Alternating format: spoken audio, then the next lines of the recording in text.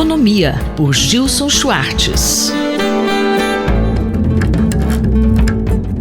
Professor Gilson Schwartz, qual é o assunto desta semana? O ano começa com notícias alarmantes da China. Mas eu quero falar hoje de um vírus digital, não do coronavírus, que aliás também abala a confiança de investidores e empresários. Mas são os vírus digitais, conhecidos em inglês como bugs, que estão no centro desse primeiro debate caloroso que vem surgindo depois da vitória esmagadora dos conservadores sobre os trabalhistas na Inglaterra. Como em todas as democracias do planeta, o discurso neoconservador, populista e nacionalista empolga as massas de despossuídos, marginalizados e discriminados ou esquecidos, dizem alguns, pelo processo de globalização. A herança maldita da liberalização total dos mercados financeiros, da derrubada generalizada de restrições ao comércio internacional e da desregulamentação dos mercados de trabalho com privatização de serviços públicos e da assistência social são as causas reais. Mas as populações desinformadas passam a acreditar que tudo se deve à globalização, à internacionalização e até mesmo à liberdade de expressão, às migrações internacionais e à defesa dos direitos humanos. Na Inglaterra não foi diferente. Insistindo na xenofobia e na retórica contrária à União Europeia, o primeiro-ministro Boris Johnson conseguiu dissolver o parlamento e abrir um processo eleitoral que levou à maior derrota política dos trabalhistas desde a Segunda Guerra Mundial. Get Brexit done, ou seja, quase um Fiat Brexit, ou que se faça o Brexit assim mesmo, uma tonalidade imperial, quase demiúrgica. Esse foi o mote da campanha que empolgou desempregados, regiões desindustrializadas e as gerações mais velhas, que ainda temem a diluição da identidade inglesa na sopa cultural europeia. Passada a eleição, derrotados os trabalhistas, as máscaras começam a cair. Professor, que vírus digital é esse que está preocupando na China? Os problemas domésticos, as dificuldades para levar a economia britânica a uma nova etapa de desenvolvimento e redução das desigualdades sociais, que de fato aumentaram nos últimos anos, enfim, as questões domésticas, nacionais, as contradições internas ao capitalismo inglês voltam ao primeiro plano. E é aí que aparecem os tais vírus chineses. Segundo o governo Trump, a empresa chinesa Huawei, que lidera importantes mercados de componentes eletroeletrônicos e telecomunicações, estaria, digamos, inoculando, infestando ou contaminando seus produtos com softwares ocultos, verdadeiras pragas que viabilizariam o maior esquema de espionagem da história da humanidade. Em cada telefone celular, em cada chip, em cada televisor, em cada aparelho doméstico poderiam estar infiltrados esses bugs ou falhas de software, espionagem que levaria ao caos e à decadência econômica do Ocidente. Acontece que o Boris Johnson, ignorando os apelos do presidente Trump e das alas mais conservadoras do seu próprio partido, definiu na semana passada que a Inglaterra não vai proibir o uso de tecnologia chinesa nas telecomunicações britânicas. Vale notar que o primeiro-ministro inglês tomou a decisão de não bloquear a tecnologia chinesa depois de ouvir o Conselho de Segurança Nacional. Fica a lição.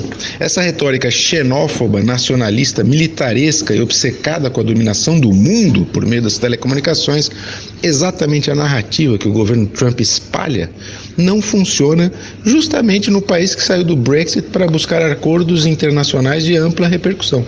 No caso dos vírus digitais chineses, a retórica populista de Trump não resistiu à prova dos 9 na própria Inglaterra.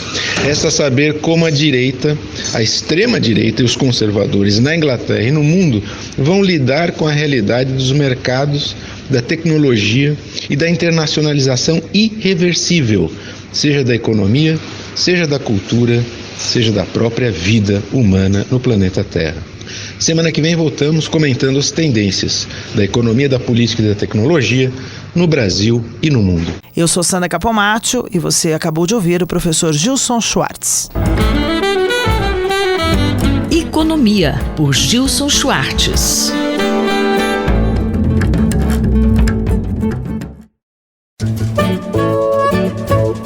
Horizontes do Jornalismo, por Carlos Eduardo Lins da Silva. Professor Carlos Eduardo, o Washington Post suspendeu uma repórter por compartilhar em seu Twitter pessoal uma notícia antiga sobre uma denúncia de estupro contra o ex-jogador de basquete Kobe Bryant, então recém-falecido. Alguns dias depois, o jornal voltou atrás. Como o senhor analisa esse caso? É um caso que mostra como são difíceis hoje em dia as condições de trabalho para o jornalista que se envolve em mídias sociais. As empresas de jornalismo emitem sinais contraditórios de orientação para os seus profissionais. Ao mesmo tempo, elas querem que os jornalistas tenham um grande número de seguidores nas mídias sociais e sejam ativos nessas redes, porque isso lhes traz mais audiência, mas também pedem ou exigem que eles sigam padrões de comportamento nas mídias sociais que são muitas vezes vagos e contraditórios entre si também. O caso aí é especificamente desses. A repórter compartilhou no seu Twitter uma notícia antiga que nem ela mesma tinha escrito sobre acusações de assédio sexual contra o ex-jogador de basquete. Ela não fez comentários, ela não emitiu opiniões, mas o jornal, num primeiro momento, considerou que o momento não era adequado, que aquela hora não era a hora de se tratar desse assunto, porque o país, os fãs estavam em choque com a morte trágica do ex-jogador, que era um grande ídolo do basquete. Depois se deram conta no jornal que, na verdade, a repórter não havia, de forma alguma, infringido os padrões de comportamento que são recomendados pelo próprio jornal, porque ela não havia emitido opinião e ela havia apenas se referido a um fato verdadeiro que tinha ocorrido. Isso, então, torna a vida dos jornalistas de veículos, tanto importantes quanto não, mas principalmente os importantes, muito difícil, porque elas têm, ao mesmo tempo, que ser ativas nas mídias sociais e vivem sob o temor de que alguma das suas postagens possa acabar resultando numa punição. Outro fato que recebeu muitas críticas do post foi a questão dela ter recebido várias mensagens violentas, inclusive ameaças de morte, de estupro, e o jornal, em vez de adotar uma postura de proteger e apoiar a repórter, simplesmente a suspendeu enquanto os chefes verificavam exatamente se tinha ou não ocorrido uma violação da política de uso de mídias sociais. Nesse momento que a gente vive no jornalismo, de ataques constantes por todos os lados, o post falhou um pouco nisso, não, professor? Sem dúvida nenhuma, falhou totalmente no episódio. E esse ambiente que você descreveu, que afetou a vida dessa repórter, mostra também a selvageria das mídias sociais, porque entre as diversas mensagens de ódio que ela recebeu na sua rede, havia a informação do endereço particular da casa dela. E as pessoas ameaçavam de morte a repórter e sua família, que teve que passar noites fora de casa, em hotéis, para se sentir mais segura. E como você relatou, o Washington Post não ofereceu a ela nenhum tipo de assistência para enfrentar essa situação.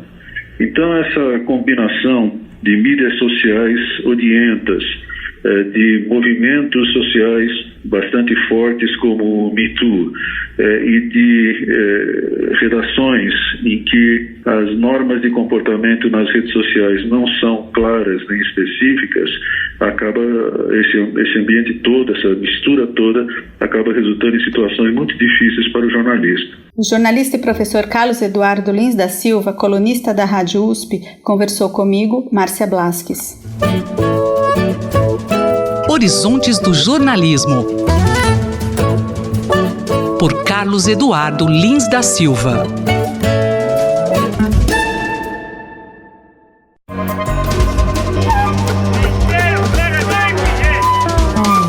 Saúde e Meio Ambiente, por Paulo Saldiva.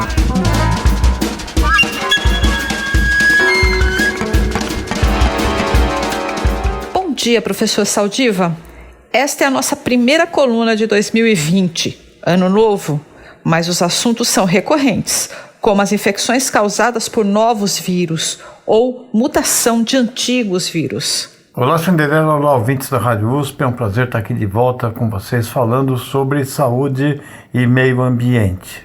Bom, Cinderela, eu vou pedir licença só para cumprimentar todos os ouvintes, porque o ano está começando e eu soube que foi entregue na casa de cada um de nós um pacote de esperanças que nós vamos gastando ao longo do ano. Mas nem sempre de esperanças o mundo se renova.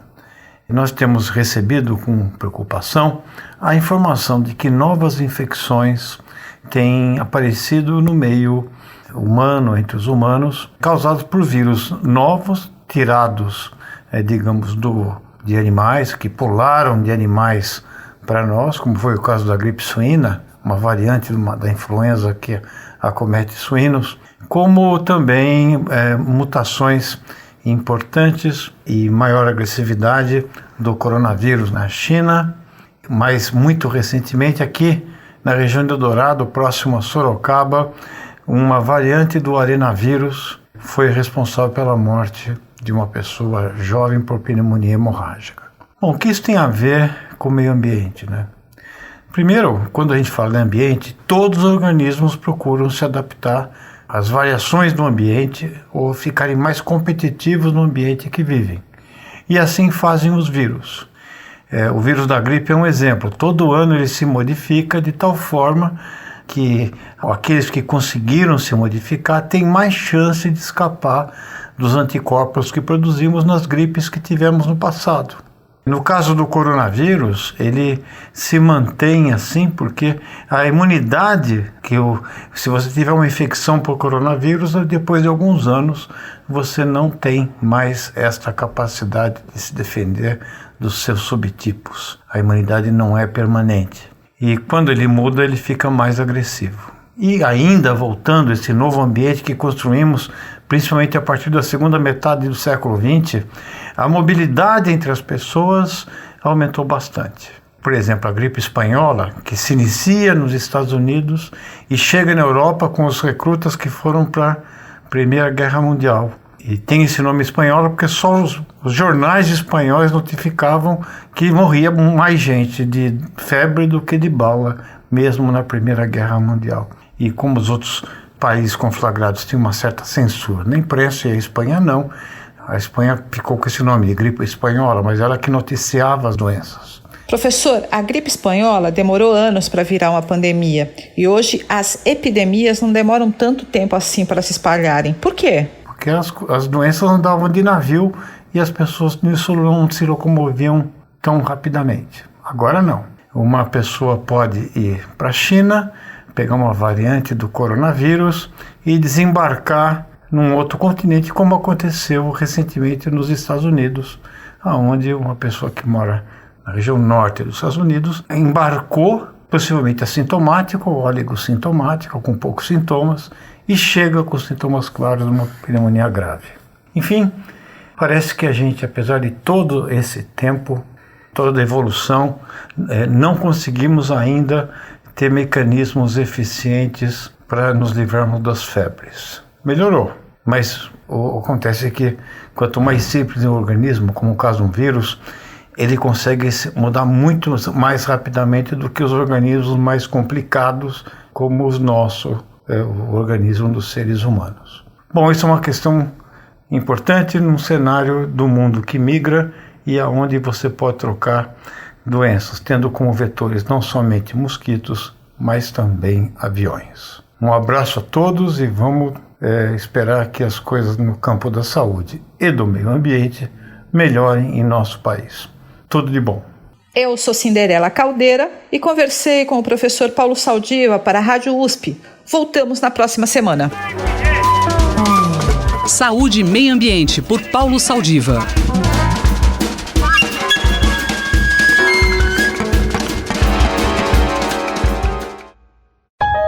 Observatório da Inovação, com Glauco Arbix. Bom dia, professor Glauco. Nesta primeira coluna do ano, vamos começar falando de educação e em como a inteligência artificial está sendo usada para auxiliar os alunos no desempenho escolar.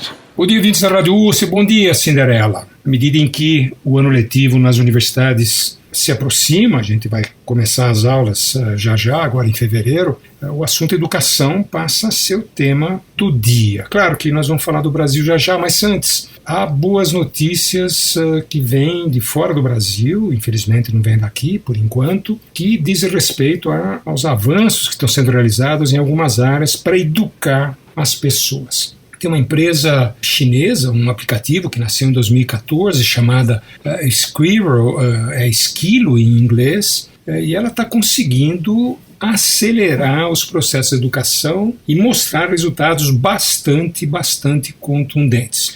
A utilização da inteligência artificial em educação não é bem uma atividade nova, né? Desde 2000, um pouco antes até, na verdade, há tentativas nesse sentido e sempre ela foi deixada de lado porque não mostrava resultados ou muita gente achava que era uma atividade muito mecânica, né? Muito desprovida de senso. Bom, essa companhia, a Esquilo, desenvolveu um método de tutoria, né? De mentoria, que ela personaliza o seu aplicativo para que ele atenda a necessidades de cada aluno, de cada aluna, certo? Ele vai lá buscar e ele cobra, ele explica, ele sugere caminhos. Claro, não há mágica nisso, né? O que há é estudos e bancos de dados gigantescos que mostram a maneira como os alunos e as alunas conseguem se desenvolver.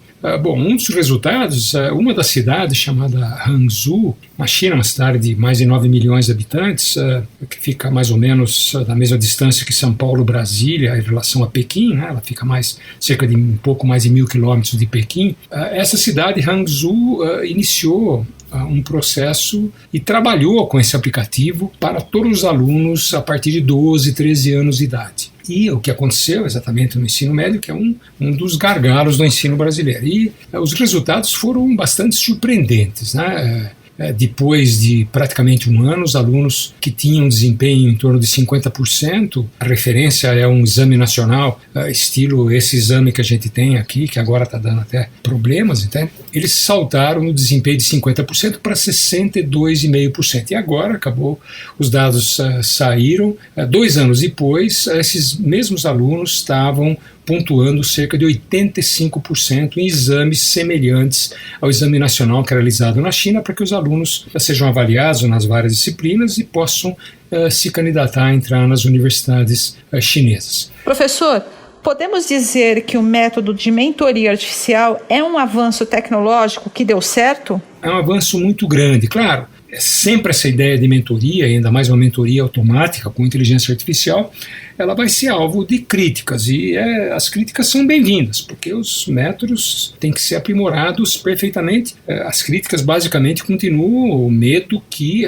os alunos e alunas estejam sendo treinados padronizados no seu comportamento, o que deixaria esses mesmos alunos, vamos dizer assim, não preparados com a autonomia necessária para enfrentar os desafios da vida mais à frente, das universidades, nos seus empregos. Bom, enquanto essa polêmica se desenvolve, é positiva, mais uma vez, como eu disse, também é positivo, são positivos os esforços da Esquilo.